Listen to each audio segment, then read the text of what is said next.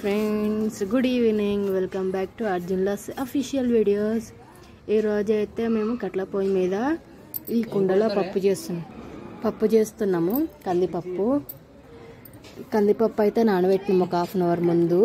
ములక్కాయ ఉంటాయి కదా, ములక్కాయ ఆకుతోటి పప్పు చేస్తున్నాం. ఎలా చేస్తున్నామో చూడండి, ఓకేనా? మంట అయితే పెట్టినాం, పప్పు కూడా పెట్టేసినాం. చూడండి, పప్పు అయితే ఉడకాలి. ఇప్పుడు పప్పు అయితే ఉడుకుతుంది. ఇంకో ములక్కాయ ఆకు అయితే వచ్చేసింది, కడిగేసినాం కూడా మంచిగా నీట్గా. పప్పు పొంగిపోతుంది.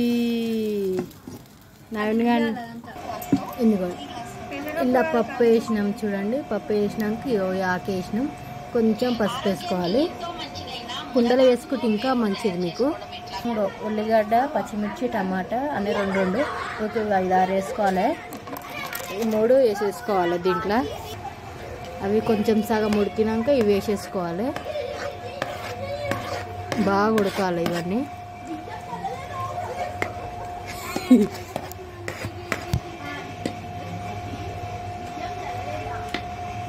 ఎంతసేపు ఉడుకుతుందమ్మా పప్పు? ఇంకెంతసేపు ఉడుకుతుంది పప్పు? ఉడికిందా?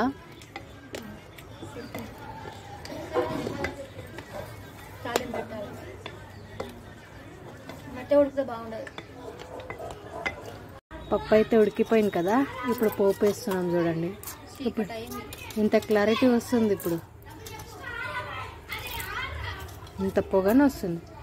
ఎన్ని గంటలకు స్టార్ట్ చేసినాం సార్? 2 గంటలు అయింది. 5 గంటలకు అయితే ఇప్పుడు టైం ఎంత అవుతుంది? 7 అవుతుంది. 5-5:30కి స్టార్ట్ చేసినాం పప్పు ఉడుకోడు. ఇప్పుడు అయింది. ఇప్పుడు పోపు వేస్తున్నాం. ఇంతసేపు అక్కట్ల పొయ్యి మీద ఈజీ అంటారు కానీ మా అమ్మ ఇంత కష్టం. కందిపప్పు ఉడుకోడు ఇంకా చాలా కష్టం. కొంచెం వేయాలి కదా కలర్కి. కరివేపాకాయలో ఎల్లిపాయలు వేసుకోవాలి, జీలకర్ర, ఆవాలు వేసుకోవాలి. ఇష్టం పల్లీలు, కందిపప్పు, అది ఎండు శనగపప్పు, గుండు పప్పు, ఇవన్నీ వేసుకుంటే ఇక మీ ఇష్టం.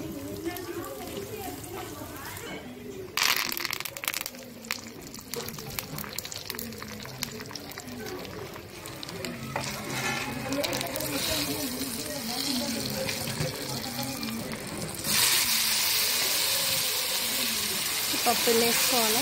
అయిపోతుంది.